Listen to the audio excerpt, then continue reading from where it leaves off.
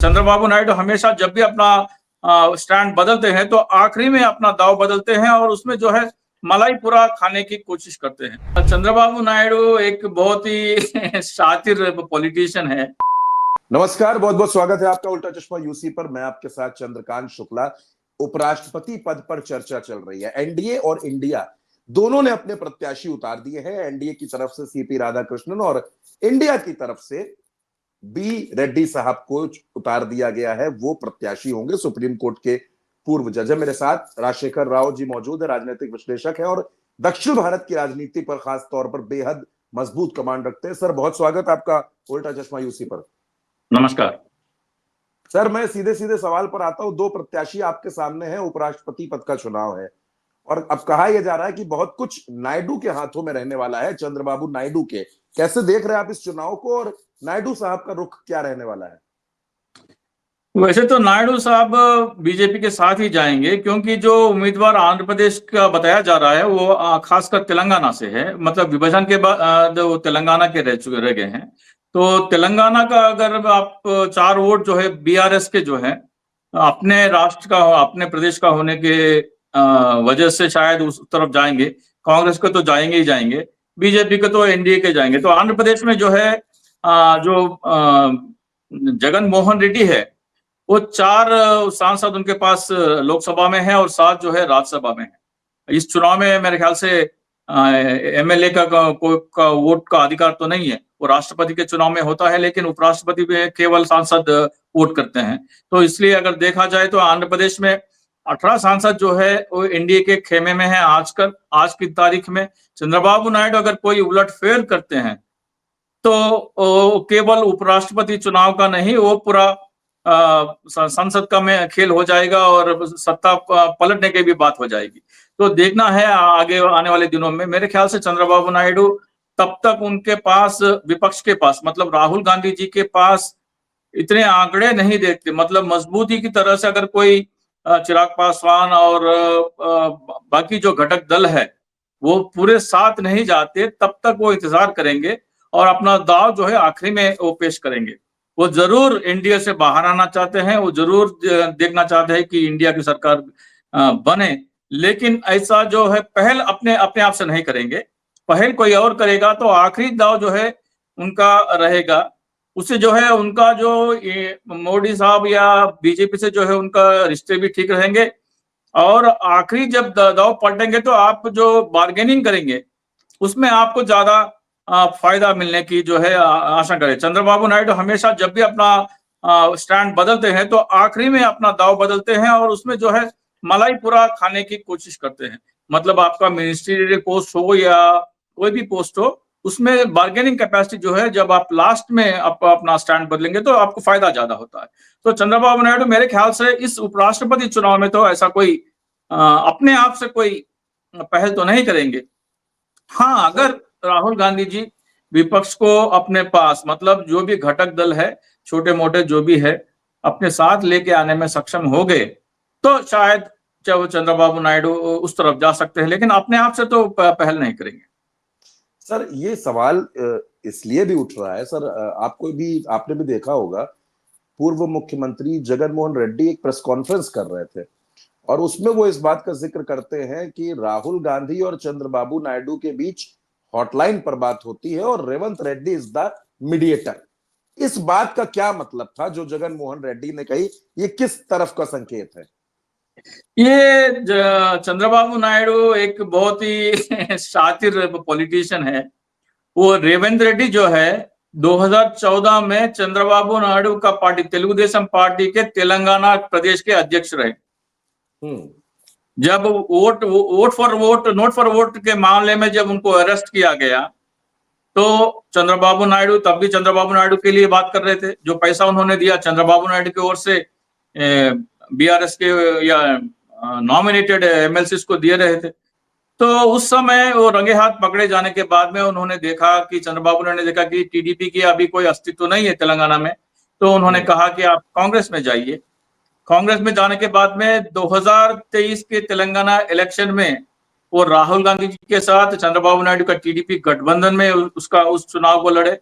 उसके बाद में चंद्रबाबू नायडू को अपने आप को गुरु मानते हैं रेवंत रेड्डी, उसमें कोई दोहराई नहीं है।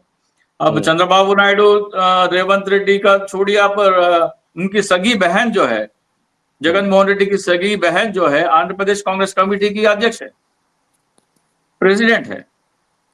तो दोनों तरफ से हॉटलाइन चल रहा है, मतलब शर्मिला रेड्डी की ओर से भी चल रहा है और रेवंत रेड्डी की ओर से भी चल रहा है। चंद्रबाबू नायडू ये नहीं चाहते कि जगन मोहन रेड्डी का लगाव जो है राहुल गांधी जी से बढ़े, इसलिए उन्होंने शर्मिला रेड्डी और आंध्र प्रदेश के पीसीसी इंचार्ज मानिकम ठाकुर को लगातार उकसा रहे हैं कि वो जगन मोहन रेड्डी के खिलाफ बयानबाजी कंटिन्यू रखें, उनको उकसाते रहें।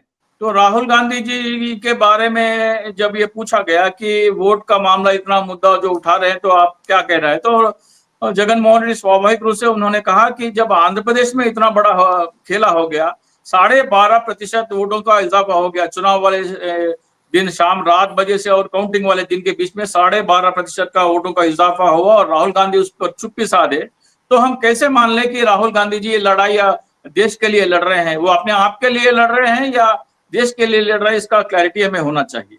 और ये बात में दम भी है, जब राहुल गांधी एक लीडर ऑफ अपोजिशन है और प्राइम मिनिस्टरियल कैंडिडेट की तरह लोग उनको देख रहे हैं, तो जहां जहां भी ये वोट का चोरी हुआ है उसके बारे में उनको बात करना चाहिए। जो वो पार्टी अपने पक्ष में हो या विपक्ष में हो या न्यूट्रल हो, उसका मुद्दा उठाना चाहिए। राहुल गांधी जो है अपने जो सूची है, हरियाणा, महाराष्ट्र, कर्नाटक लोकसभा के साथ साथ आंध्र प्रदेश और उड़ीसा को भी जोड़ना चाहिए, ताकि लोगों को लगे कि ठीक है, वे राहुल गांधी जो मुद्दा उठा रहे हैं, देश का मुद्दा उठा रहे हैं और इनके पास में नजदीकियां बढ़ने की आशंका रहती है। अगर राहुल गांधी जी आंध्र प्रदेश का मुद्दा उठाते, अभी भी उठाते, तो नजदीकियां बढ़ने के आसार ज्यादा है जगन मोहन रेड्डी के। जगन मोहन रेड्डी और बिजू पटनायक के जो भी नजदीकियां हैं, राहुल गांधी अपने आप में खेमे में लेने की कोशिश करना चाहिए। इसके उलट जो है राहुल गांधी जी उनको उकसा रहे हैं, अपने मानिकम ठाकुर और शर्मिला रेड्डी और रेवंत रेड्डी से जो है राहुल गांधी ये उकसा रहे। राहुल गांधी नहीं उकसा रहे, रेवंत रेड्डी कह रहे हैं कि कहीं जगन मोहन रेड्डी चल के वो इंडिया गठबंधन में नहीं चला जाए, आप उनको उकसाते रहे ताकि वो बयानबाजी करते रहे और उस खेमे से दूर ही रहे। अच्छा सर, आपके सोर्सेस क्या कहते हैं? जो तमाम चर्चाएं चल रही हैं, तमाम सियासी चर्चाएं ये है कि नवंबर के बाद जब बिहार के नतीजे आ जाएंगे तो नायडू और नीतीश की पार्टी टूट सकती है अगर नतीजे खिलाफ आए। और दूसरा, नायडू का रुख बहुत साफ नजर नहीं आता, क्योंकि अभी मैं नारा लोकेश को कुछ देर पहले सुन रहा था, वो बार बार इस बात को कह रहे थे कि एनडीए गठबंधन पूरी तरीके से एकजुट है, सब कुछ साथ है। आपके सोर्सेस क्या कहते हैं? आपका एनालिसिस क्या है? अगले 2-3 महीनों में देश की राजनीति को आप कहां देख रहे हैं? बिहार के चुनाव के बाद मेरे ख्याल से नीतीश कुमार जी का पॉलिटिकल कैरियर एंड हो जाएगा। उनका स्वास्थ्य भी देखें तो मेरे ख्याल से अगर हम उपराष्ट्रपति या राष्ट्रपति में किसी पद पे चले जाए तो नहीं कह सकते, अगर वो चले भी जाए तो जेडीयू का जो है पॉलिटिकल स्टेबिलिटी कम रहेगी, उसमें फूट भी पड़ सकती है या बीजेपी के साथ में भी जा सकते हैं। तो वहां से आप स्विच ओवर की आप एक्सपेक्ट नहीं कर सकते, मतलब वहां से कोई सांसद कट के इंडिया गठबंधन के ओर जाए, ऐसा कोई मुझे नहीं लगता बिहार में कुछ ऐसा होगा। होना चाहिए तो आंध्र प्रदेश से होना चाहिए। आंध्र प्रदेश में चंद्रबाबू नायडू तब तक हाथ अपने पत्ते नहीं खोलेंगे जब तक उनको ये आश्वस्त हो जाए कि 270-275 के आंकड़े जब तक राहुल गांधी के पास नहीं आते, अपने आप में वो अपन पहल तो नहीं करेंगे, अपना पत्ते बंद खोलेंगे नहीं वो। तो चंद्रबाबू नायडू का रुख हम हमेशा देखते रहे कि वो आखिरी मिनट तक इंतजार करते हैं और उसके बाद में फैसला लेते हैं। जब अटल बिहारी वाजपेयी को समर्थन देने की बात आई तो उन्होंने सदन में आके निर्णय लिया, तब तक उन्होंने अपने पत्ते बंद रखे और अभी भी वही करेंगे वो। और लेकिन एक बात और, राहुल गांधी जी को एक बात सोचना चाहिए कि आंध्र प्रदेश में जो है जनता चंद्रबाबू नायडू के साथ में नहीं है, भले ही उनके पास आंकड़े हो, सांसद हो, लेकिन अगर चुनाव होंगे आंध्र प्रदेश में जी, तब भी हो, मतलब अगर 2029 में हो या उससे पहले हो जाए तो सत्ता तो चंद्रबाबू नायडू को हाथ नहीं लगेगी, क्योंकि पिछली बार भी जो है ईवीएम के धांधली से वो सत्ता में आए, ये तो स्पष्ट है। और हर एक आप देखिए, जब जगन मोहन रेड्डी जाते हैं, कहीं भी जाते हैं, 10,000 से कम हुजूम आपको नहीं दिखता। लेकिन जब मुख्यमंत्री जाते हैं या जो पवन कल्याण जो अपने आप में फिल्म एक्टर है, पॉपुलर लीडर है, आपको 2-3 दर्जन से ज्यादा लोग नहीं दिखाई देते। ये अपने आप में प्रमाण है कि जनता उनके साथ नहीं है, जनता जगन मोहन रेड्डी के साथ है। और राहुल गांधी जी को इसको ध्यान में रखते हुए निर्णय लेना चाहिए। अगर बिल्कुल कांग्रेस ठीक बात। पार्टी को मजबूत करना है, अगर कोई अलायंस पार्टनर चाहिए, तो वो जगन मोहन रेड्डी बेहतर होंगे कांग्रेस पार्टी के लिए चंद्रबाबू नायडू के अलावा। क्योंकि नारा लोकेश की उतनी पॉपुलैरिटी नहीं है जितनी चंद्रबाबू नायडू की है, और ना ही जनता उस पार्टी के साथ में है। बिल्कुल सर, और आपने बड़ी महत्वपूर्ण बात कही, वो पूरी आपकी बात जो है, आपकी और हमारी चर्चा का सार है।